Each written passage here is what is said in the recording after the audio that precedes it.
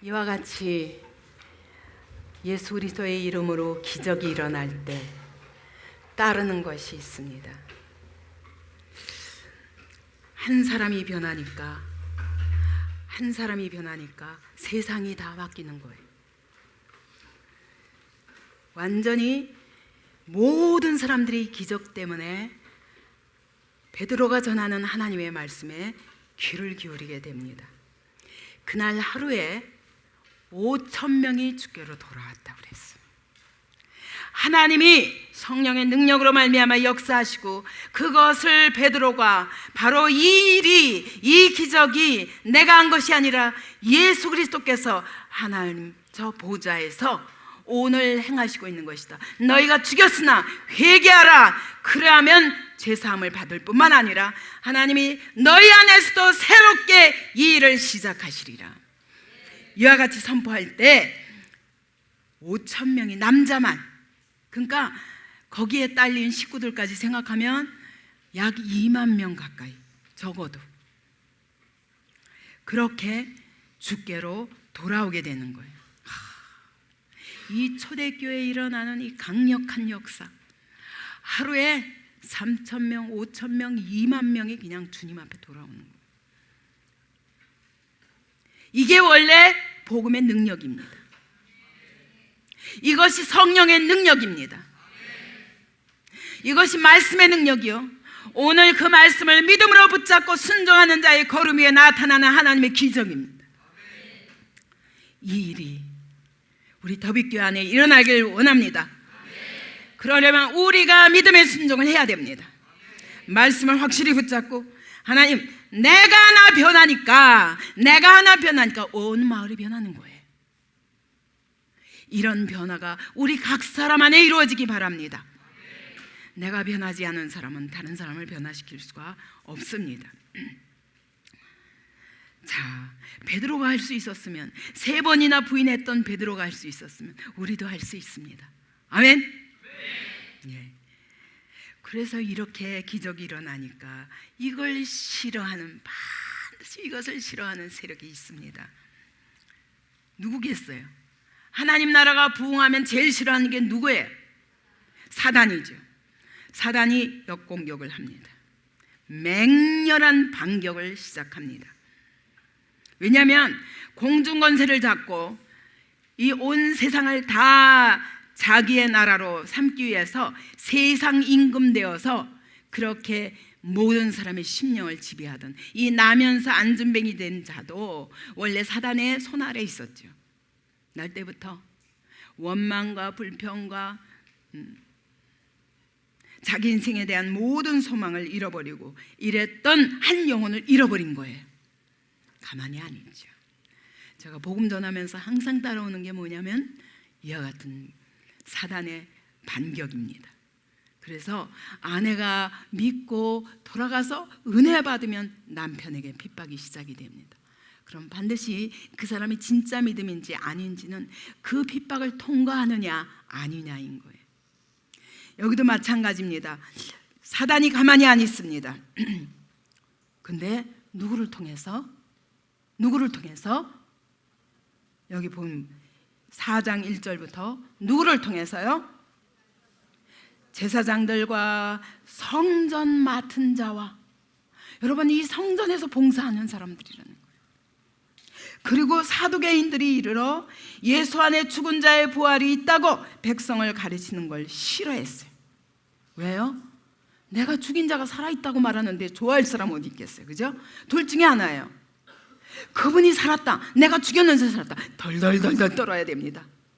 아니 이게 무슨 일이야? 그죠? 그러거나 아니면 이제 이거를 부인하기 위해서 맹강 공격을 하는 겁니다.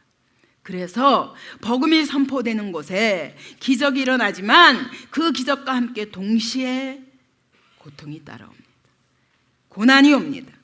핍박이 옵니다. 진리를 좋아하는 사람들은 주께로 돌아오지만 진리를 미워하는 사람들은, 빛을 미워하는 사람들은 절대로 가만히 안 있습니다. 제가 예수 믿고 나니까 온 집안이 들고 일어났습니다. 대전쟁이 일어났습니다. 너무너무 힘든 시간이 수년을 반복되었습니다. 5년 동안, 제가 믿고 5년 동안 결국은 그 사단의 우리의 가정에 이 대대손손 내려온 하나님을 믿지 않고 우상 숭배에 빠졌던 우리 가정에 귀신들이 다 일어난 것입니다. 그래서 결국은 언제 잠잠해졌냐? 제가 죽을 자리에 놓였을 때 잠잠해졌습니다. 제가 암에 걸려서 3개월, 4개월 이상 살 수 없다는 진단을 받았을 때 사단이 입을 다물기 시작합니다. 처음에는 왜 주님이 다른 것도 아니고 내 목을 복음 전하고 찬양하는 데 써야 하는 이 목을 여기에 암을 주셔서 그래서 이렇게 찬양도 할 수 없는 자가 되게 하셨나 라는 그런 의심이 제 안에 있었어요. 왜 하필이면 1년을 전혀 찬양을 못했기 때문에 소리 자체가 자체가 안 나왔습니다. 근데 신앙생활을 하면서 알았습니다. 이것이 정말 예수께서 핏값으로 우리의 구원을 사신 것처럼 하나님은 오늘도 복음 전하는 자의 피 흘림으로 또 다른 영혼을 살리는 것이 하나님의 계획이라는 것. 아니면 내 힘으로는 절대로 멈추게 할 수 없었던 핍박이 그치기 시작한 것이 제가 암을 앓고 사느냐 죽느냐 기로에 서 있을 때 No cross, no crown. 십자가가 없는 곳에 하나님의 영광도 나타나지 않습니다. 고난이 없는 곳에 하나님의 영광이 나타나지 않습니다. 죽음이 없는 곳에 부활이 나타나지 않습니다. 이것은 하나님 나라의 법칙이더라고요.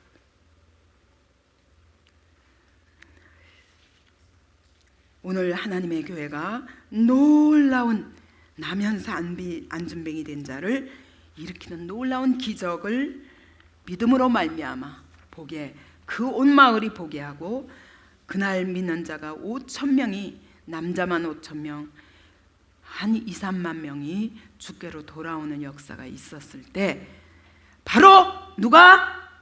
교회 안에서 성전을 섬기는 자들, 제사장들과 성경을 복사하는 서기관과 가르치는 바리새인들과 그들이 다 합세해서 들고 일어났습니다. 아니, 그러면 여러분, 그들의 하나님은 누군가? 이런 의문에 우리가 봉착하게 됩니다. 똑같은 하나님인데 우리가 각자가 이해하는 하나님이 다른 거예요. 이것을 진정한 하나님 그대로를 알 수 있는 길이 성령님밖에 없습니다. 그래서 초대교회의 성장의 비밀은 뭐냐? 120명이 하루아침에 3,000명이 되고, 120명에서 3,000명을 더해서 3,120명이 하루아침에 수만 명이 돌아와서 수만 명의 하나님의 교회로 성장하게 되는 비결이 뭐냐? 비결이 무엇입니까? 무엇입니까? 예? 큰 소리로 해보세요. 무엇입니까? 그래야 오늘 우리도 흉내 낼 거 아니에요. 무엇입니까? 성령님 혼자 일하십니까? 혼자 일하십니까? 그러면 어떻게 일하십니까? 어떻게 일하십니까? 예수 그리스도의 이름을 믿고 붙잡고, 그거 어떻게 알아요? 말씀이 그렇다시니까. 말씀에 예수님이 나 대신 십자가 지시고 죽으셨고, 그리고 부활하셨고, 하나님 우편에 올라가셨고, 오늘도 누구든지 내가 이제 너희에게 내 이름을 남겨두었으니 너희는 내 이름을 붙잡고 기도하라. 그리하면 내가 하늘에서 행하리라. 이것이 주님의 약속이에요. 이 말씀을 믿고 붙잡고 순종했을 때 성령께서 역사하시는 거예요. 여러분, 이것이 바로 성령의 역사를 일으키는 비밀입니다. 여러분, 우리가 다 무슨 노력을 해도 말씀이 전해지고, 말씀이 전해질 때 성령께서 역사하시지 않으면 하나님의 교회의 진정한 부흥은 일어나지 않습니다. 아멘. 변화되는 사람이라야 세상이 놀래요. 사람이 변화돼야 놀라는 것입니다. 여러분, 우리 안에 왜 그러냐? 하나님의 말씀은 생명입니다. 생명의 능력이 있습니다. 그래서 여러분, 말씀이 선포될 때 생명도 같이 가는 거예요. 성령이 역사하시면서 막 생명의 성장이 일어나는 거예요. 그래서 절대로 말씀이 전해지는 곳에서는 변화가 함께 일어나게 돼 있어요. 여러분, 말씀을 듣는데도 안 변한다, 이 사람은 생명 없는 사람이에요. 말씀이 생명이 없거나 내가 생명을 거절하거나, 그죠? 말씀이 선포되면 반드시 성령님이 역사하시며 변화가 일어납니다. 이 변화가 여러분 안에 있습니까? 이번 사도행전을 통해서 이 변화가 여러분 안에 있기 바랍니다. 그때 여러분이 새롭게 되는 날이 여러분 개인에게 임할 것입니다. 더빅교회에게 임할 것입니다. 한국교회에 임할 것입니다. 제가 큰 소망을 가진 것은 하디 선교사가 너무너무 안타까움으로 내가 선교사로 3년 동안 수고해도 아무 열매가 없다고 탄식하면서, 왜 그런가 보니까 이 사람들 무식해가지고, 정말 우리가 생각해도 그렇죠. 우리가 지금으로부터 130년 전에 한국을 생각해 보세요. 완전히 이 강마다 똥물이 흐르고 깨이지 못한 민족이 술과 그 다음에 음란과 아무 소망도 없고, 그 하디 선교사가 무릎 꿇고 기도할 때가 언제였냐면, 여러분, 이 땅에 청일 전쟁으로 인하여 폐허가 되고 노일 전쟁으로 인하여 한국 땅을 밟고 가는 거예요. 뭐 러시아로 가든지 어디로 가든지. 여기 일본 사람들이 계시지만 그랬어요, 우리가. 근데 예수 안에서 다 해결하셨죠, 그죠? 그런데 아무튼 그럴 땐 너무 괴로운 거예요. 이 땅에 소망이 없어요. 민비가 살해되었어요. 일본 제국에 의해서 동학난이 일어났어요. 온 사회가 난리벅성을 할 그때에 선교사들이 눈물 흘리며 자기가 돌아보니 이 사람들을 내가 사랑하지 않았구나. 기도하다 보니 알았어요. 이 사람들은 무식한 사람들이에요. 복음을 들어도 깨닫지 못할 뿐만 아니라 더러운 문화와 이 속에서 절대 이 민족은 소망이 없다. 내가 왜 이 땅으로 왔는가. 그래서 경멸의 눈으로 쳐다보고 그랬다고 이 조선 교회에게 고백했어요. 선교사가, 우리가 당신들을 미워했습니다. 당신들을 멸시했습니다. 내가 얼마나 교만했는지, 나도 어떻게 구원받은 자인데 이 땅에 와가지고 당신들을 멸시하면서 복음을 전하니 아무 능력이 없었습니다. 회개합니다. 이게 시작이에요. 여러분, 변화될 수 있어요. 변화될 수 있어요. 이것은 병입니다. 죄를 그대로 끌어안고 생긴 대로 살겠다는데 그것이 망할 길이에요. 그것으로 말미암아 이 땅의 에이즈와 이 땅의 가정들이 무너지며, 이것으로 인하여 우리의 자녀들이 학교에서부터 음란한 문화를 배우게 되며, 미국에서도 그런 겁니다. 이게 합법화되고 나서 어떤 부부가 어느 날 자기 아이가 유치원을 보냈는데, 유치원에서 이 동화 자체가 한 가정이 있는데 아빠도 남자고 엄마도 남자고, 이것이 너무 당연하다는 걸 5살 때부터 가르치더라는 거예요. 너무 놀라가지고 그래서 달려갔습니다. 물론 크리스찬이죠. 그래서 나는 이런 거를 우리 자녀에게 가르치길 원하지 않는다. 그래서 어떻게 되는 줄 아십니까? 고발된 정도가 아니라 그가 감옥에 갇혔습니다. 여러분, 동성애자가 감옥에 갇히는 시대가 아니라 그것이 잘못됐으니 내 자녀에게 당신이 이렇게 가르칠 자격이 없습니다. 나는 이런 것 가지고 유치원에서 가르치기를 원치 않습니다. 이것 때문에 감옥 갔어요. 이것이 이 시대입니다. 여러분, 둘 중에 하나 택해야 돼요. 여러분, 어떻게 하겠습니까? 여러분은 어떻게 하겠습니까? 그럴 때 그냥 방치하겠습니까? 내 자녀가 어려서부터 이것이 너무 당연한 것으로 받아들이는 대로 그대로 내버려 두겠습니까? 이게 미국이에요 지금. 그래서 그분이 찾아왔어요. 이것을 반대하는 목사님들한테 찾아와서 간증한 거예요. 그러면서 막 울더라고요. 남자가 그 더러운 감옥에 가서 내가 왜 이 자리에 와야 되는가. 그것이 지금 이 시대예요. 지금은 공개적으로 온 세계가 인본주의라는 이름으로, 인권이라는 이름으로 우리의 믿음 자체를 짓밟고 있는 시대입니다. 소름 끼쳐야 됩니다. 우리 코앞에 와 있습니다. 이제 우리가 복음 전하지 않으면 이것이 속히 우리 앞에 오게 됩니다.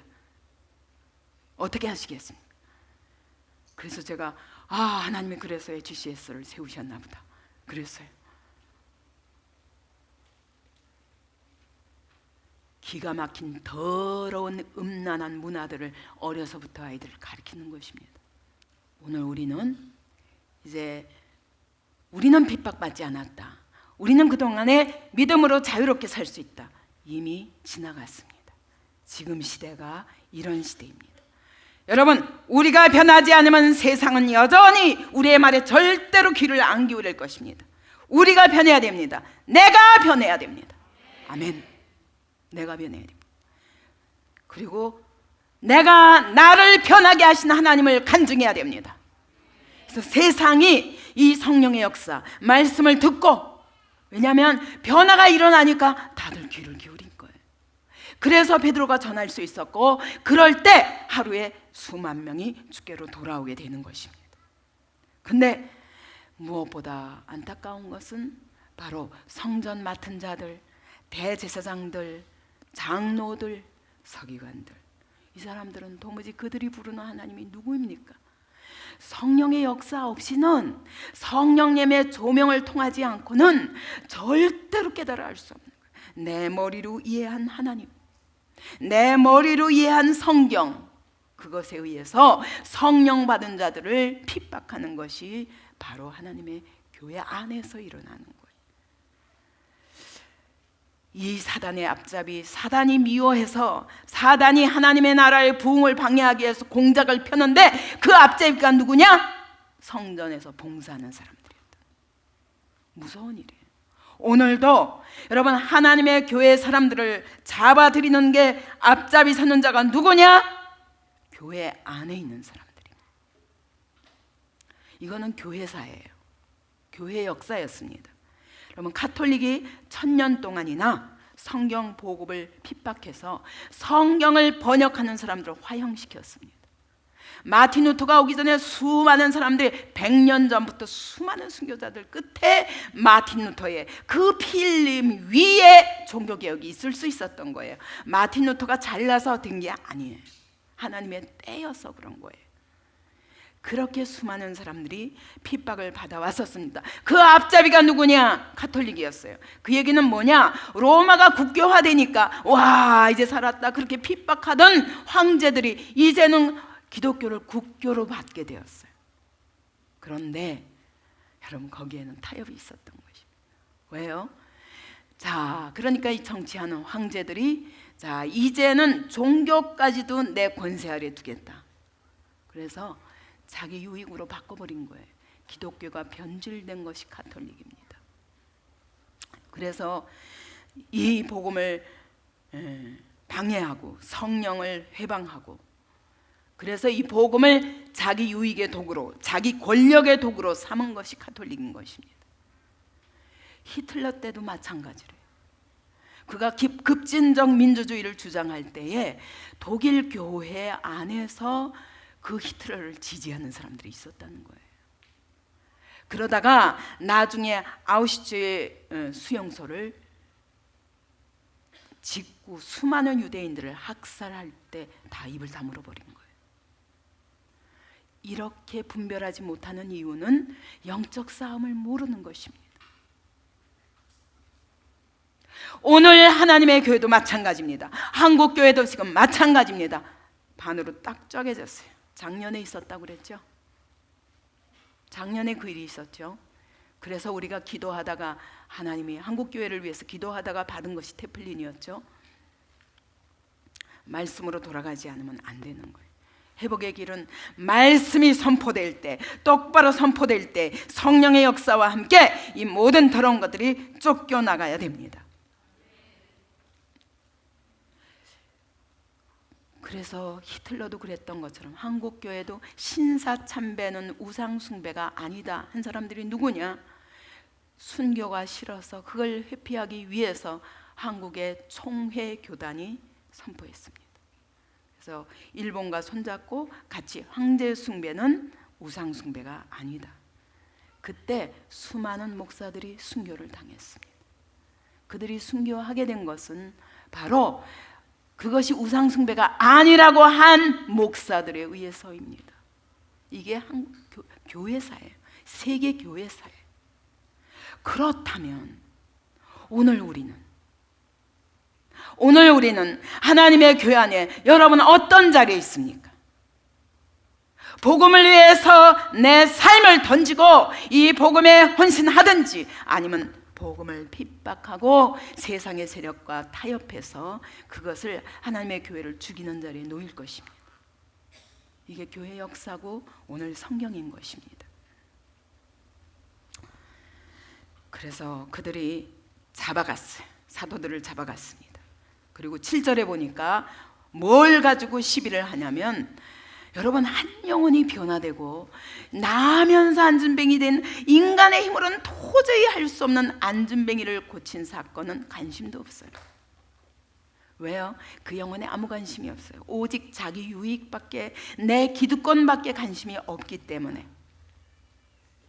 그러니까 그들이 시비하는 거는 이 사람이 어떻게 살았냐 그게 아니에요. 무슨 권세로? 왜? 자기가 권세밖에 관심이 없으니까 무슨 권세? 내 권세라야 되는데 누구 권세야? 내가 죽인 예수 권세야? 라고 묻는 거예요. 너는 내 편이야 네 편이야? 이거밖에 관심이 없습니다. 여러분 오늘도 하나님의 교회 안에서 이렇게 나도 모르게 하나님의 이름으로 하나님의 교회를 죽이는 일을 할 수 있다는 건 소름 끼치는 일 아닙니까? 어떤 믿음이 그러냐? 내 권세, 내 영광, 내 유익, 내 만족, 내 기쁨, 이것이 전부인 내 행복, 이것이 전부인 그리스도인이라는 이름을 가진 하나님의 교회 안에 있는 이단들이, 이거야말로 이단입니다. 예수의 이름을 선포하는 것이 이단이 아니라 그들은 예수 그리스도의 이름을 선포하는 사도들을 이단으로 정죄했습니다. 그러나 하나님의 눈으로 보면 누가 이단입니까? 그 일이 한국교회 안에서 계속 일어나는 걸 저는 30년 동안 보았습니다. 제가 한 번은 어떤 이단이라고 정죄받은 목사님과 그들이 하는 모든 전도 활동에 대해서 사실은 제가 보기에는 한국교회가 시기 질투로 발딱 일어난 거예요. 계속 잘못됐다, 한국교회가 지금 생명을 잃어버렸다, 그 강단에서 선포되는 모든 말씀이 죽어있다, 막 이렇게 선포하니까 근데 그분들도 좀 너무했지 조금 알아가면서, 근데 사실은요 그건 사실이에요. 네, 그것 때문에 수많은 목사들이 그러면서 모여가지고 교단과 상관없이 그런 목사들의 모임이 막 전국적으로 일어났습니다. 그래서 이단 시대였습니다. 그때 제가 북경에 있었습니다. 북경에서 제가 거기에 계신 목사님이나 거기에 계신 선교사들한테 말했습니다. 이렇게 하면 한국교회가 죽습니다. 그분들은 이단은 아닙니다.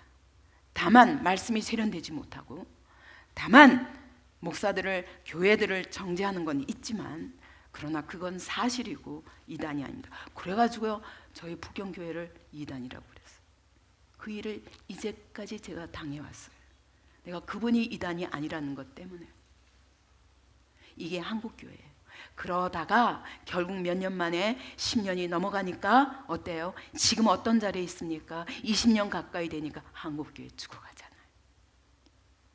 저는 그때 보았어요. 아, 무섭구나. 제가 초신자로서 복음을 전할 때 그때 저희 모임 안에서 날마다 일이 일어나는 거예요. 사람이 고쳐지고 사람이 변화되고, 우리 집에서, 이거는 교회도 아니고 그냥 한 가정집에서 복음을 전하는데 그런 일이 일어난 거예요. 불신자들이 와서 막 변화되고. 그래서 그때 목사들의 모임 속에서 제 이름이 거론이 됐습니다. 이 사람은 누구야? 이단이다. 신학도 안 한 사람이다. 저는 처음부터, 초신자 때부터 이 일을 당했습니다. 그때 보면서 너무 가슴 아팠어요. 그래서 기도했습니다. 하나님, 이 목사들을 변화시켜 주시고 한국 교회를 변화시켜 주옵소서. 하나님, 신학교를 변화시키지 않으시면 이 나라의 미래가 없습니다. 이 시대를 바꿔주시옵소서. 복음이 흐려져 가고 있습니다. 피해 복음이 사라져 가고 있습니다. 부흥을 위하여 너도 나도 믿습니다 하지만 그 믿음은 죽은 믿음입니다. 저 혼자 그렇게 부르셨어요. 주님, 내가 이거 교만한 건가요? 근데 그대로 오늘 그 교회들이 어떤 자리에 있습니까?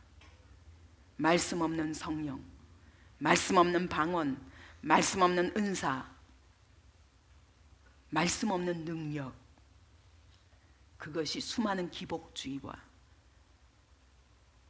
자기를 위한, 자기 유익을 위한 예수 이름으로 바꿔버린 결과가 오늘 한국교회입니다.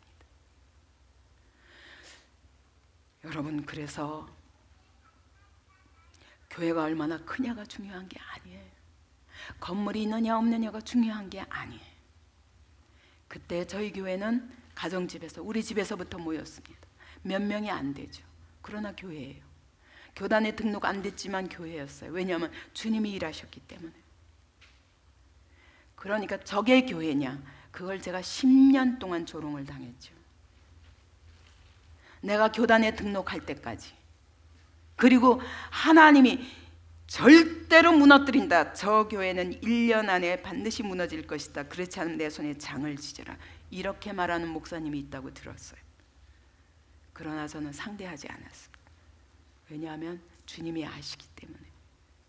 그리고 하나님, 이 교회를 통해서 진정한 교회는 건물도 아니에요. 진정한 교회는 교단도 아니에요. 진정한 교회는 예수 그리스도의 이름이 살아있는 교회입니다. 그런 교회인 것을 하나님 증명하여 주시옵소서. 그때부터 제가 이 시간까지 우리 신학교 동기들의 모임에도 안 나갔습니다. 지금은 나오라고. 그래도 제가 안 나갑니다. 여자는 목사가 안 된다. 이것이 시비가 되어서 저를 비난하는 사람들도 있었습니다. 그런 것과 시비하고 싶지 않아서 어떻게 해요? 나도 되고 싶어서 된 게 아니에요. 그러나 주님 보시기에 이 시대가 얼마나 안타까운지, 예수 그리스도의 이름의 권세가 무너져가고 있는 이것이, 은과 금은 자랑해도 여러분, 그 은과 금 때문에 한 교회가, 그 큰 교회가 무너져가는 것, 어마어마한 성전을 지어놓고도 무너져가는 것, 세상의 조롱을 받고 있는 거 여러분 보고 계시죠? 이것은 교회가 아닙니다. 주님이 진짜 교회가 뭔가, 두세 사람이 내 이름으로 모인 그곳에 나도 그들 중에 있으리라.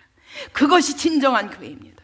그래서 여러분, 저 안타깝습니다. 우리 홍콩 교회도 여러분 10년 동안 이런 모습으로 이렇게 있는 것이 여러분에게는 얼마나 지루하고 힘든 시간입니까?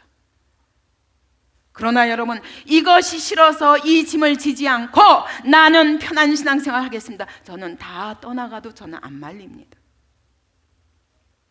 북경교회도 마찬가지입니다. 목사가 없는 교회가 교회야? 이제까지 조롱을 20년 가까운 세월 받아왔습니다. 그러나 저는 말씀이 있는 곳이 교회다. 그것이 내 대답이에요. 말씀이 일하시는 곳, 말씀과 성령님이 일하시는 곳이 바로 교회다. 하나님, 이것이 교회인 것을 세상에게 선포할 수 있는 교회가 되도록. 아니, 제가 아무리 말해도 안 믿어요. 내가 교회를 세우려고 해본 적이 없는데 주님이 이렇게 가는 곳마다 세우셨어요. 근데 이것은 내 능력이 아닙니다. 주님이 하시기 때문에 저는 순종하고 있어요.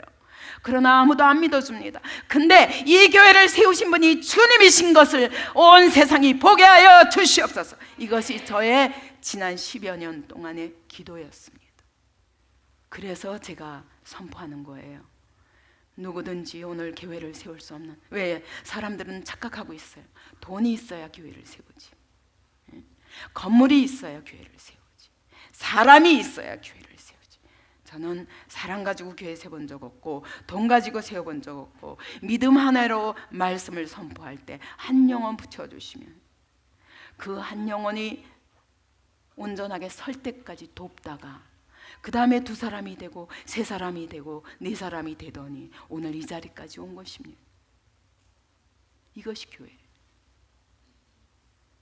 예수 그리스도의 이름의 권세를 믿기 때문에. 그러므로 오늘 돈이 없어서 교회를 세우지 못하는 사람들, 사람이 없어서 못 세우는 사람들, 말씀만 있으면 되기 때문에 그 말씀을 선포하는 길을 가르쳐주기 위해서 제가 새 생명을 계속 다듬고 있는 거예요. 그래서 오늘 한국교회가 죽어가잖아요. 수지교회가 안 나갑니다. 왜냐하면 교회를 하나 개척해서 그 교회가 산다는 보장을 가지기에는 이미 한국교회가 죽어가고 있고 문을 닫아가고 있기 때문에, 있던 교회도 없어지는데 새로운 교회 개척 어렵습니다. 그게 한국교회 현실입니다. 내가 이런 교회들을 살리고야 말리라. 내가 이런 교회들 누구든지 믿음으로 내가 말씀을 선포하리라. 그런 분들을 도와가지고 많은 교회들이 오늘도 살아계신 주님이 그 안에서 일하시는 걸 보게 하리라. 그게 저의 믿음입니다. 지금은 저희 동기들도 목회의 비결이 뭐냐고 묻습니다. 저는 아직 대답 안 합니다. 주님, 교회를 통해서 증명해 주시옵소서. 열매를 통해 증명해 주시옵소서. 그게 저희 기도입니다.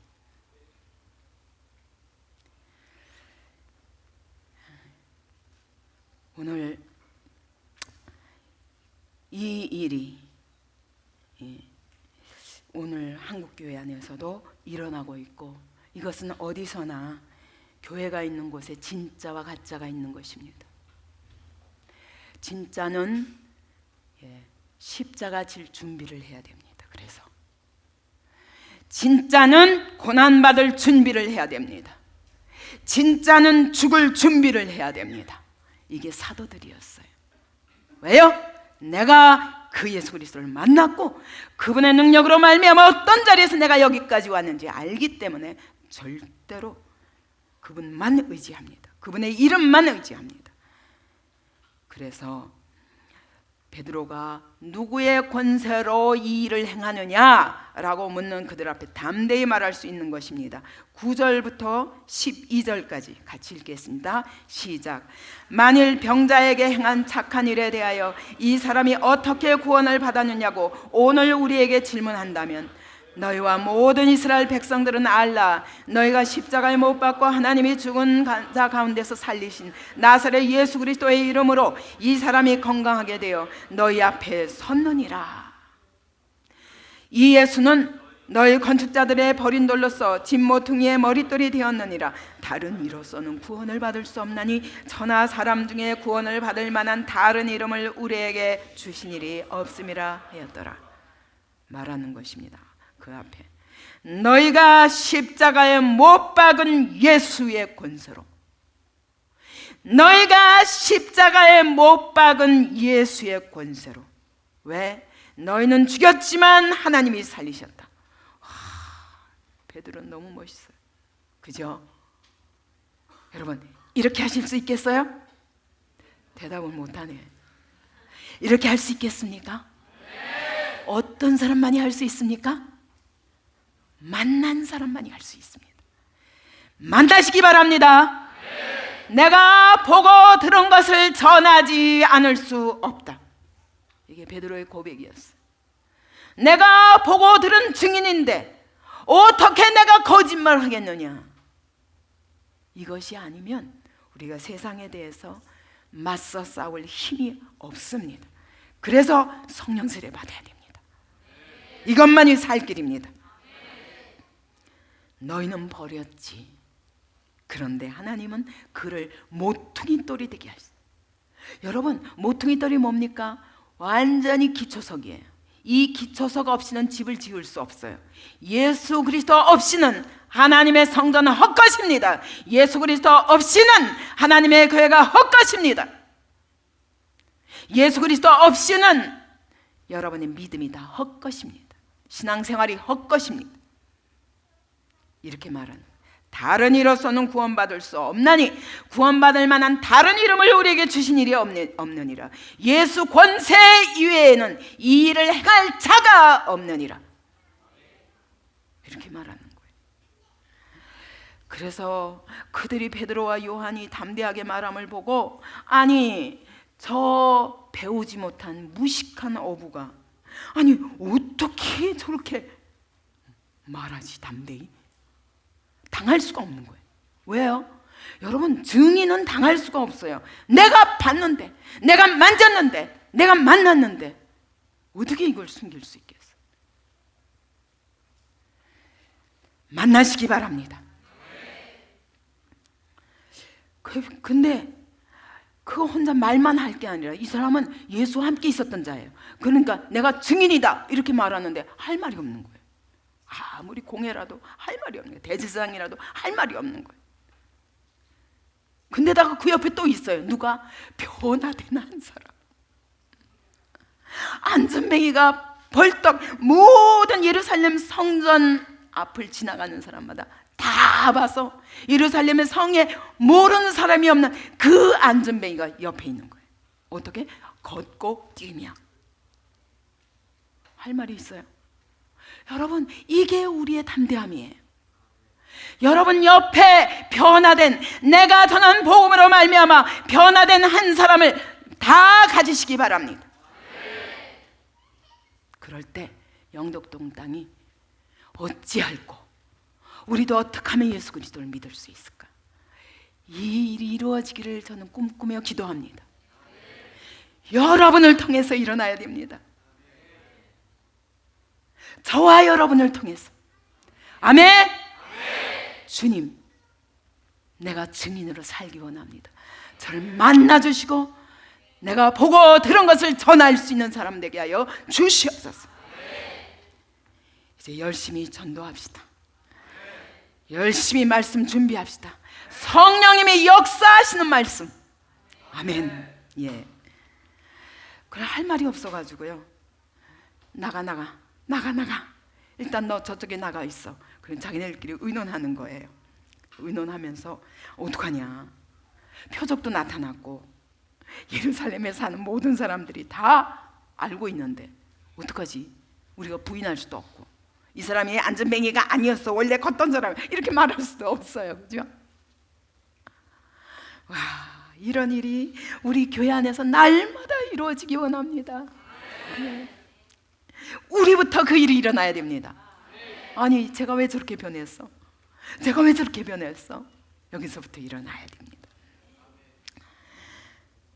그래서 할 말이 없으니까 민간에 더 퍼지지 못하게 하는 게 최고의 길이다. 왜냐하면 여러분, 이거를 인정하고 가만히 입 다물고 있자면 저들이 죽였던 예수가 살아나셨어. 이걸 모든 사람들이 믿으면 여러분, 이 제사장, 이 바리새인, 이 서기관 말 누가 듣겠어요? 그러면 자기가 설 자리가 없는 거예요. 그럼 둘 중에 하나 해야 돼요. 진짜 내가 잘못했다. 이제 내가 진짜 하나님, 살아계신 하나님을 믿겠다.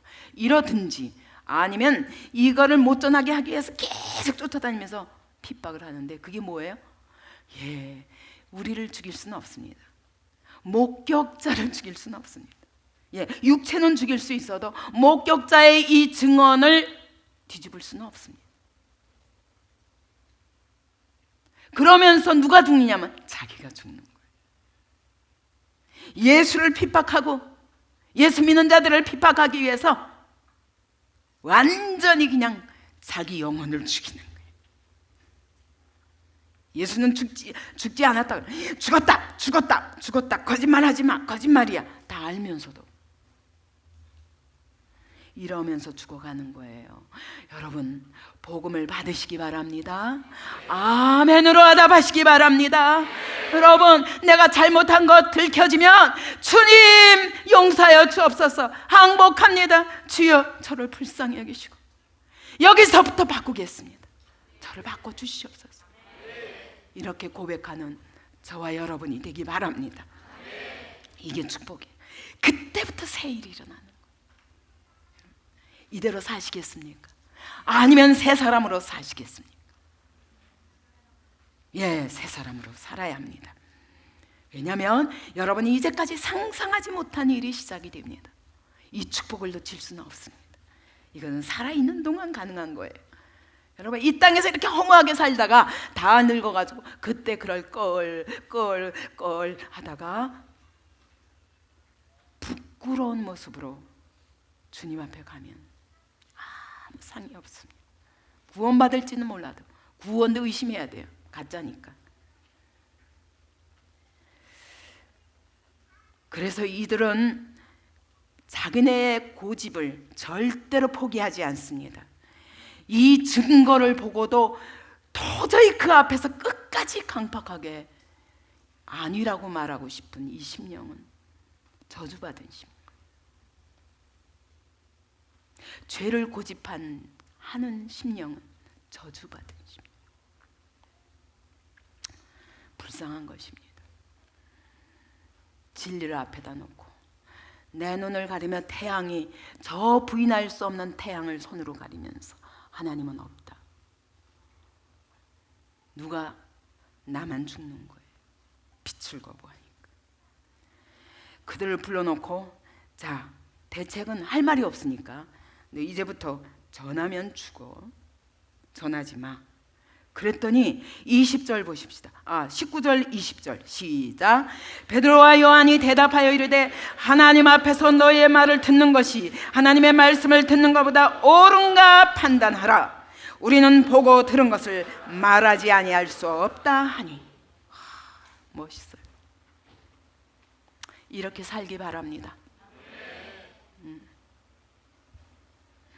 주님이 어떻게 했어요? 박수 치시는 거예요. 스데반이 죽을 때 주님은 일어서셨어요. 돌 맞아서 복음을 끝까지 증거하고, 끝까지 너희는 항상 성령을 회방하는도다. 성령을 거스르는 것이 이스라엘의 역사다 라고 할 때 이가 갈려 확 달려들어서 돌로 쳐서 죽일 때 우리 주님이 스데반을 자랑스러워하시면서 그냥 보좌에 앉으셨던 주님이 벌떡 일어나셨어. 스데반아, 오너라. 그래서 돌 맞아 죽으면서 천사 같은 얼굴로, 내가 우리 주님이 저 하나님 보좌 우편에서 서신 것을 보노라. 아버지여, 내 영혼을 받으시옵소서. 저들의 죄를 저들에게 돌리지 마옵소서. 그래서 누가 나왔냐? 사울이 바울 된 것입니다. 그 한 사람의 기도 없이, 그 한 사람의 피 흘림 없이, 사울이란 사람이 하루아침에 그저 자기 힘으로, 그냥 은혜도 여러분 그냥 되는 게 아니에요. 누군가 피 흘린 값으로 그 사람 살아나. 그래서 바울이 사실 제2의 스데반처럼 산 거예요. 그러니까 그의 죽음은 헛된 죽음이 아닌 것입니다. 영원한 나라의 상이 있습니다. 그래서 그들이 이제 위협해놓고 놓아줬어요. 그랬더니 모든 사람이 그된 일을 보고 하나님께 영광을 돌리는 거예요. 왜냐하면 모든 온 성이 아는 이 나면서 안준뱅이가 그 옆에 있기 때문에 아무도 말을 할 수가 없어요. 이런 증거가 우리 옆에 있기 바랍니다. 여러분의 발걸음마다 있기 바랍니다. 여러분의 하는 일을 보면서 하나님의 살아계심을 부인할 수 없는, 아무도 조롱할 수 없는 자리에 놓이기 바랍니다. 22절부터 같이 읽겠습니다. 이 표적으로 병 나은 사람은 40여 세나 되었더라. 40여 년 동안 이렇게 살았던 거예요. 사도들이 노임에 그 동료에게 가서 제사장들과 장로들의 말을 다 알리니 그들이 듣고 한 마음으로 하나님께 소리를 높여 이르되 대주제여 천지와 바다와 그 가운데 만물을 지으신 이시여 또 주의 종 우리 조상 다윗의 입을 통하여 성령으로 말씀하시기를 어찌하여 열방이 분노하며 족속들이 허사를 경영하였는고 세상의 군왕들이 나서며 관리들이 함께 모여 주와 그의 그리스도를 대적하도다 하시니로소이다. 여러분, 이게 성경 어디죠? 어디? 시편 2편 1절 2절 말씀. 전 너무 멋있어요. 이 당시에 사람들이 성경이 있었을까요? 없었어요. 인쇄술이 없기 때문에 여러분, 그 양피지에다가 이거 기록하려면 이 불 태워가지고 가죽을 태워가며 쓰는 거예요. 이 가죽도 비싼 거예요. 파피루스도 비싼 거예요. 이게 모든 사람 손에 절대 갈 수가 없어요. 이런 시대에 시편을 가지고 잘잘잘잘 외우고 요엘서도 잘잘잘잘 외우고, 이게 유대인이었습니다. 오늘 그런 역사가 여러분에도 있게 하기 위하여 하나님이 테필린으로 인도하셨습니다. 우리 청년들이 하나님의 말씀이 완전히 내 뇌리만 아니라 여러분의 신비에 새겨지기 바랍니다. 여러분이 어디 가든지 성경이 없어도 기도를 하는데 하나님 말씀 가지고 기도하는 거예요. 와, 멋있어요. 왜요? 하나님 말씀은 약속이거든요. 신실하신 주님이 이 약속을 이루시기 위해서 모든 하늘과 땅을 동원하시며 그 약속을 이루시는 거예요. 기도를 막 멋있게 하는데, 여러분, 멋있는 기도가 뭐냐? 하나님의 약속이 내 신비에 새겨져서 그 약속을 믿음으로 붙잡고 기도할 때, 주님이 약속을 딱, 여러분, 이 세상에서도 그래요. 계약서를 딱 가지고 가가지고 딱 코앞에 보지만 할 말 없잖아요. 우리 주님은 이 모든 약속을 이루시기 위해서 십자가에 죽으시면서까지 우리에게 약속하셨는데 왜 안 이루시겠어요? 그러니까 여러분이 이제 절대로 전하지 마 그러는데 가가지고 지금 일러 바치는 거예요. 이제 우리가 할 일은 뭐냐? 어떡하지? 이제부터 전하면 안 돼. 쉬쉬쉬쉬쉬 이래야 되잖아요. 그죠? 우리 같으면. 그런데 와가지고 하나님께 고자리라는 거예요. 대주제여 온 세상의 주인이시여 오늘도 저 하늘에서 이 세상 만 왕들을 통치하시는 우리 주시오. 당신이야말로 역사의 주권자이십니다. 만물을 지으신 이시여 또 주의 종 우리 조상 다윗의 입을 통하여 성령으로 말미암아 말씀하시기를, 여러분, 성령께서 이미 말씀하셨죠? 하면서 어찌하여 열방이 분노하며 족속들이 허사를 경영하는고. 열방들아, 너희가 그리스도를 대적하기 위하여 난리를 쳐도 다 허사야 라고 말씀하시네. 세상의 군왕들이 나서며 세상의 온갖 왕들이 다 나서고 관리들이 다 모여서 주와 그의 그리스도를 대적하도다 하시니로소이다. 다 대적할지라도 너희의 모든 하는 일이 허사가 될 것이야. 이게 시편 2편. 그러니까 여러분, 상황을 보고 어떡하지? 이제 전하면 안 돼. 입 다물어. 그러면 앞으로 어떻게 살아야 돼? 이게 아니에요. 교회는 상황을 초월해서 오늘 살아계신 하나님, 이제야말로 예수 그리스도밖에 구원의 길이 없다 그러면 감옥 가고 벌금을 물어야 하는 이 시대에 어떻게 살 것인가? 여러분, 지금부터 준비하지 않으면 이 나라 얼마 안 돼서 그렇게 옵니다. 지금부터 준비하는 길은 열심히 복음 전해서 사람들의 사상을 바꾸는 거예요. 예수밖에 왜 길이 없는가 설명하지 않으면 안 돼요. 복음을 모르기 때문에 그냥 그래 불쌍하지 저렇게 태어났다는데, 절대로 하나님은 그렇게 짓지 않으셨습니다.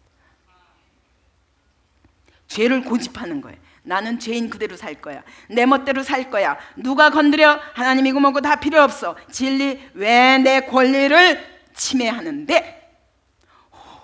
이젠 죄인들이 이런 세상이 돼버렸어. 여러분들도 그러잖아요. 하나님을 안다고 하면서도 나 왜 건드려? 건드리지 마. 나는 이대로 살 거야. 내 믿음이 요거밖에 안 되는데 왜 나보고 자꾸 더 큰 헌신을 하라 그래? 이러잖아요, 여러분들도. 이거는 죽어가는 징조입니다. 하나님의 교회가 죽어가는 징조요. 여러분의 영혼이 죽어가는 징조입니다. 여기서 돌이켜야 됩니다. 돌이키십시오. 돌이키십시다. 그리고 세상을 바꿔야 됩니다. 진리를 선포해야 됩니다. 왜 이것이 당신 자신을 죽게 할 것이라. 그래서 저는 뭐 페이스북이고 지금 난리들이잖아요. 목사님들이고 막 뉴스고 지금 계속 온 세계가 전쟁에, 미국에서도 막 그리스도인들이 일어나기 시작했어요. 그러면서 한 목사님이 말했어요. 그동안에 잠자고 있었던 우리들을 깨워주셔서 감사합니다. 이제부터 우리는 복음으로 이제 일어나겠습니다. 그래가지고 그리스도인들이 몰리기 시작했어요. 그래서 케이크 안 만들어준 것 때문에 1억 5천만 원의 벌금이 나온 그들이 문도 닫고 이 빚을 갚기 위해서 엄청난 고난을 겪고 있는데 온 미국 땅에 있는 그리스도인들이 계속 헌금하고 있습니다. 그 돈의 3배 가까운 헌금을 하고도 지금도 그치지 않고 있습니다. 아직도 미국에 살아있는 그리스도인들이 있다는 증거예요. 살 것입니다. 하나님의 교회가 이것으로 말미암아 회복될 것입니다. 이제까지 잠자고 있었어요. 사단이 무슨 짓을 하고 있는지, 어떻게 영혼들을 속이며 이 문화를 끌고 세상 임금이 하나님의 나라를 접목하고 있는지 우리가 개인의 쾌락에 집중해가지고 나의 안일함과 나의 편함과 나의 유익과 이것을 위해서 살고 있는 동안에 세상은 이와 같이 사단이 완전히 정복해버리는 시대가 되어버린 것입니다. 이제 깨어 일어나야 돼. 이게 내가 사는 길이요, 내 가정이 사는 길이요, 내 자녀들을 마귀에게 뺏기지 않는 길이요. 하나님이 무서운 전쟁을 우리에게 먼저 보게 하신 것입니다. 그래서 제가 감사합니다. 왜냐하면 정말 소망이 없었고 죄가 죄인 줄 모르고 하나님의 교회까지도 하나님의 백성들까지도 죄가 죄인 줄 모르고 우리가 어떻게 죽어갔는지 모르고 죽어가고 있는 서서히 우유 속에서 죽어가고 있는 개구리처럼 그렇게 죽어가고 있는 하나님의 교회를 깨워주셔서 감사합니다. 지금이야말로 예수 이름으로 온 세계의 그리스도인들이 일어나야 할 때입니다. 근데 저는 그들과 말싸움하고 싶지 않아요. 복음을 전해야 돼요. 그리고 왜 이것이 죽는 길인지를 선포해야 돼요. 연구해야 돼요. 그래서 지금 그런 운동도 일어나고 있습니다. 미국에서도 그렇고 이것을 자료들을 계속 의사들은 왜 그렇게 했을 때 우리가 어떻게 되는가, 또 가정 연구하는 사람들은 그렇게 했을 때 이 가정에 어떤 영향을 미치며 이 민족과 이 나라가 점점 어떻게 죽어가는가라는 걸 얘기합니다. 일단 아이를 낳지 않게 됩니다. 종말이에요, 종말. 당장 코앞에 즐거움밖에 안 보는 이 시대, 그것이 보호를 받고 진리를 선포하면 감옥 가야 하는 이 시대.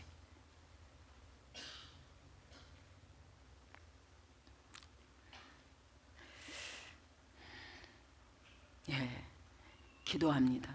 주님, 약속을 붙잡고 이 열방의 모든 것이 허사가 되게 하리라고 약속하신 그대로 하나님이 허사가 되게 할 줄로 믿사오니 이제는 이들에게 하나님이 이 말씀을 이루어 주시옵소서. 헤롯과 본디오 빌라도는 이방인과 이스라엘 백성과 합세하여 하나님께서 기름 부으신 거룩한 종 예수를 거슬러 하나님의 권능과 뜻대로 이루려고 예정하신 그것을 행하려고 이 성에 모였나이다. 온 사단이 그냥 다 모여가지고 예수를 죽이려고 죽였어요. 그러나 그것이 우리의 구원이었어요. 그랬더니 이제는 예수 믿는 자들을 죽이려고 그래요. 왜? 선포하지 못하게. 입 다물고 있으면 나도 죽고 시대도 곧 종말이 옵니다. 입 다물 수 없습니다. 그러면서 29절 다 같이 시작 읽읍시다. 주여 이제도 그들의 위협함을 굽어 보시옵고 또 종들로 하여금 담대히 하나님의 말씀을 전하게 하여 주시오며 손을 내밀어 병을 낫게 하옵시고 그적과 기사가 거룩한 종 예수의 이름으로 이루어지게 하옵소서 하더라. 하나님, 복음 어떻게 지혜롭게 전할 수 있게 해주세요. 이렇게도 구하지 않았고, 저들이 어떻게 우리를 핍박할 수 없도록 저들을 변화시켜, 이렇게도 기도하지 않았고, 하나님 그럼에도 불구하고 우리는 이 복음을 전하겠나이다, 담대히 전할 수 있는 믿음을 주시옵소서, 성령 충만을 주시옵소서. 이게 우리의 기도예요. 그러면서 우리가 말씀 전할 때에 이와 같은 동일한 표적과 기사가 계속 일어나서 온 백성들이 하나님의 영광을 보게 하시고 저들의 입을 다물게 하여 주시옵소서. 기도하는 거예요. 표적과 기사가 일어나야 됩니다. 저도 그렇게 기도합니다. 하나님, 이곳에서 기도할 때 모든 기도의 응답이 이루어질 뿐 아니라 하나님, 죽어가는 영혼들이 이곳에 와서 살아나고 오늘 영적 소경의 눈을 뜨고 귀머거리가 귀가 열리고 중풍병자 같은 그런 아무것도 할 수 없는 무능한 믿음이 여기서 생명의 믿음으로 변화되도록 이 교회를 써 주시옵소서. 우리가 할 수 있는 일은 말씀 선포예요. 말씀 선포할 때 성령께서 역사하실 때 표적과 기사가 일어나는 것입니다. 그들이 지금 그걸 구하고 있는 거예요. 그래가지고 빌기를 다했더니 어땠다고요? 31절 같이 읽읍시다. 빌기를 다음에 모인 것이 진동하더니 무리가 다 성령이 충만하여 담대히 하나님의 말씀을 전하니라. 너무너무 멋있어요. 사도행전의 역사가 너무 멋있어요. 그렇게 말씀을 붙잡고 기도하며 이럼에도 불구하고 담대히 전할 수 있는 믿음을 주옵소서. 기도했을 때 하나님이 너무너무 기쁘셔가지고요, 땅을 흔드셨어요. 하나님의 응답이 어떻게 나타나냐면 하나님, 우리가 서 있는 땅을 막 흔들어 계셨어요. 하나님이 너무 기뻐하시는 거예요. 즉각 응답이. 이런 기도를 하십시다. 이거는 주님의 뜻대로 하는 기도이기 때문에 주님이 기뻐하시면서 땅을 흔드시는 거예요. 그래, 내가 너와 함께한다, 두려워하지 말라, 담대히 전하라 라고 확증해 주시는 거예요. 얼마나 멋있어요. 그럴 때 그들은 성령이 충만하여서 담대히 복음을 전했다고 그랬습니다. 그리고는 32절부터 37절까지 읽겠습니다. 시작. 믿는 무리가 한 마음과 한 뜻이 되어 모든 물건을 서로 통용하고 자기 재물을 조금이라도 자기 것이라 하는 이가 하나도 없더라.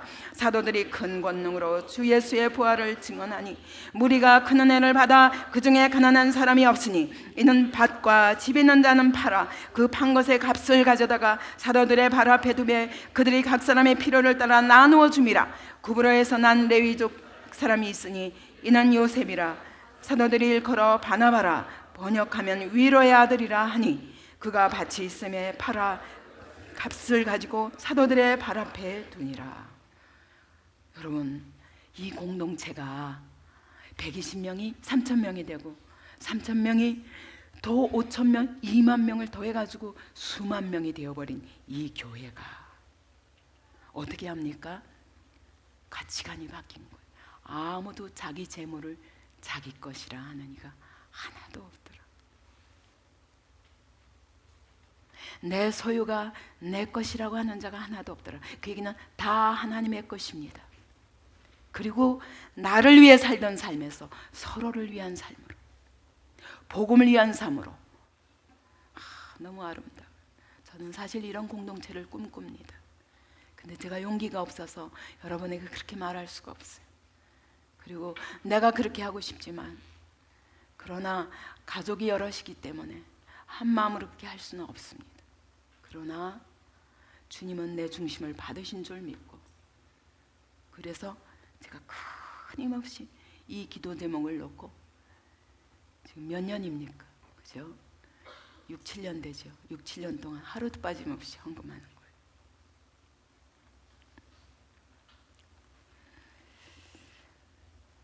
그래서 지난번에도 조경할 때 우리 집에 있는 나무 다 끌어다 가꾸고 싶었는데 이거를 판을 팔 수가 없대요. 팔 수 있는 것만 다 갖고 온 거예요.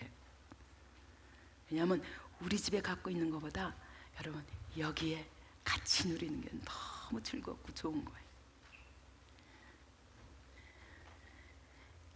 여러분, 내 시간을 그렇게 드리고 내 재능을 그렇게 드리고 나의 모든 소유 이걸 다 드리고, 이번에도 여러분 이런 건축이 이루어지는데 누가 그럴 거예요? 얼마나 유명한 디자이너를 시켜서 이렇게 됐는가? 아니죠. 우리 안에 있는 모든 재능을 다 바쳐서 했죠. 우리가 했다 그러면 너무 놀라는 거예요. 문화센터 가도 도서관 가도 우리가 했다 그러면 다 놀랍니다. 교회 와서 이것도 우리가 했다니까 입이 다물어지.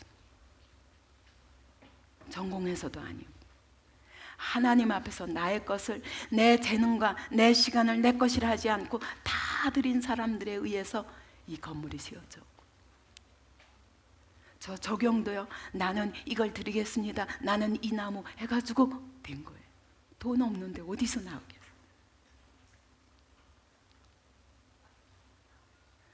저 나무가 자라는 것만큼 여러분의 믿음이 자랄 줄 믿습니다. 여러분이 거기다가 자녀들의 이름으로 심었으면 여러분의 자녀들을 통해서 믿음의 열매가 맺어지도록 하나님이 일하실 줄 믿습니다. 제가 기도하면서 그 마음을 받은 거예요. 자녀들의 이름으로 했으면 좋겠다. 그 얘기는 그 자녀들의 믿음이 이 땅에 하나님의 역사에 깊이 뿌리 내려서 다음 세대 놀라운 하나님의 나라를 일으키는 일꾼들로 세워지는 그 열매가 그때 확인될 수 있게 해주세요. 그런 기도를 하면서 여러분에게 권면한 거예요. 자, 어떻게 이렇게 할 수 있었나? 아무도 내 것을 내 것이라고 여기지 않았어요. 거기다가 이 바나바 같은 사람은 자기 전 재산을 팔아가지고 사도들 발 앞에 두었다고 그래요. 어떻게 이럴 수 있어요? 그거는 33절에 읽읍시다. 사도들이 큰 권능으로 주 예수의 부활을 증언하니 무리가 큰 은혜를 받아. 무엇 때문에? 부활의 약속이 있는 거예요. 부활의 약속. 여러분, 우리의 삶이 이 땅이 전부가 아니라는 것을 확실히 아는 사람만이 그렇게 할 수 있어요. 내 모든 보화를 하늘에 쌓겠다. 영원히 조물 먹지 않고 썩어지지 않는 하늘에다가 내 보물을 쌓으리라 하는 사람이 아니면 아무도 내 것을 내 것이라고 여기지 않는 자리에 놓이기가 어려운 것이죠. 여러분, 엘리사 기억하십니까? 엘리사가 어떻게 했어요? 그는 분홍이었어요. 그래서 12결이 소가 있었어요. 다시 말하면 24마리, 그 당시에 24마리를 자기 한 집에서 키울 수 있는 분홍이었습니다. 근데 그가 다 잡아가지고 다 나눠주고 그리고 떠났습니다. 왜? 무엇 때문에? 엘리야의 영감을 곱절이나 받기 위해서. 받았어요? 못 받았어요? 받았어요. 그의 생애를 통해서 하나님이 어떻게 일하시는가 보았죠. 여러분, 썩어질 것에 매이지 아니하고 다 던지고 주를 따른 자에게 하나님이 이와 같은 역사를 일으키시는 것입니다. 이것은 영원한 나라에 소망을 두고 영원한 나라를 위하여 내 전 삶을 투자하겠다는 사람이 아니면 할 수 없는 일이에요. 그 얘기는 부활을 확실히 믿은 사람들이에요. 천국을 확실히 믿은 사람이고 거기에 상이 있음을 확실히 믿은 사람만이 할 수 있는 일이에요. 오늘 우리 성도들이 이 믿음까지 이룬다면 여러분의 삶에 놀라운 일이 일어나고, 저는 가장 안타까웠던 게 어느 날 기도하다가 제가 목사도 아니고 그냥 평신 들어서 복음을 전하는데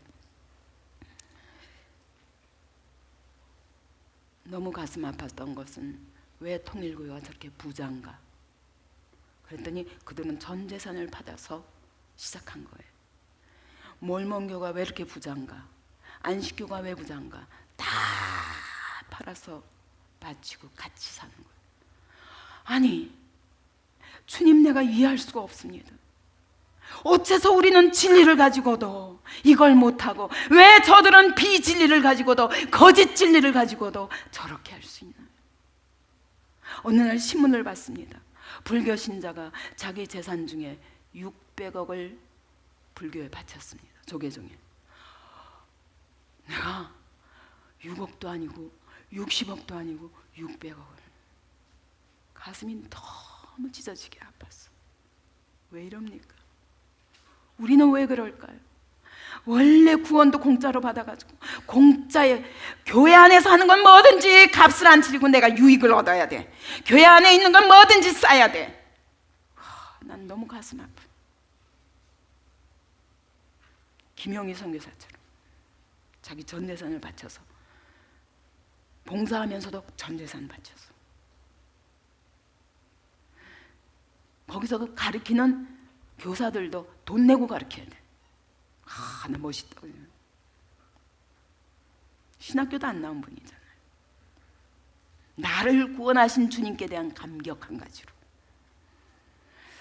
이렇게까지 할 수 있다면 얼마나 놀라운 일이 일어날까. 그래서 김영희 선교사님 처음에 시작할 적에는 다들 신학도 안 한 사람이 해가지고 목사들이 가장 반대했답니다. 그럼에도 불구하고 그의 온전한 믿음 때문에 하나님이 지금 어떻게 일하고 계십니까?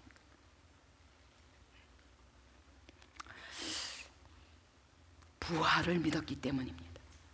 그래서 34절 35절 시작. 그 중에 가난한 사람이 없으니 이는 밭과 집 있는 자는 팔아 그 판 것의 값을 가져다가 사도들의 발 앞에 두매 그들이 각 사람의 필요를 따라 나누어 줌이라.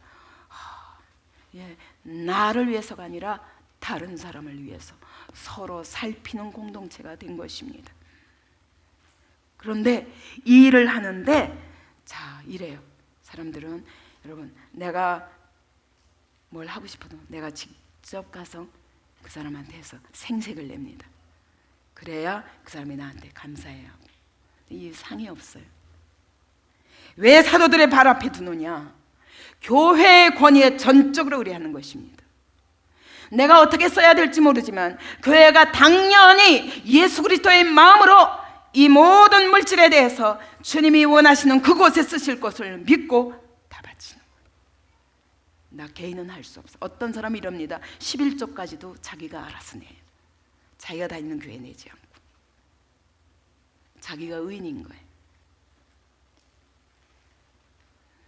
저 같으면 그러겠어요. 거기도 11조를 내야 하는 형편이면 거기도 내고 여기도 내면 10의 2조를 내면 하나님이 어떻게 기뻐하실까?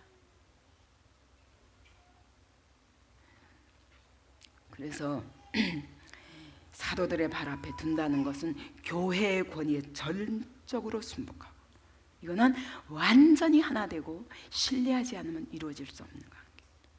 근데 오늘날 여러분 목사를 믿습니까? 여러분 교회의 권위를 믿습니까?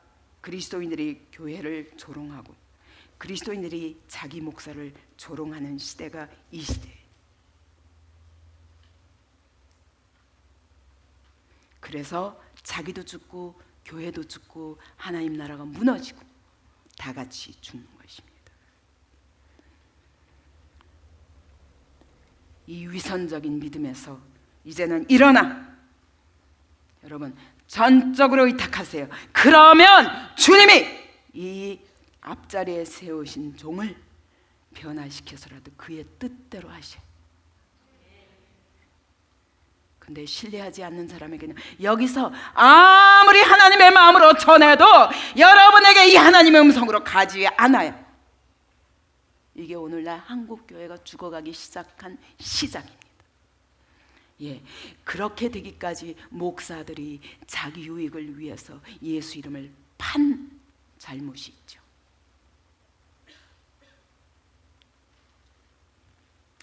이 시간에 우리 이 초대교회를 보면서 말씀과 성령의 역사로 말미암아 어떻게 교회가 부흥되며 교회 안에 산 증거들이 나타나는가.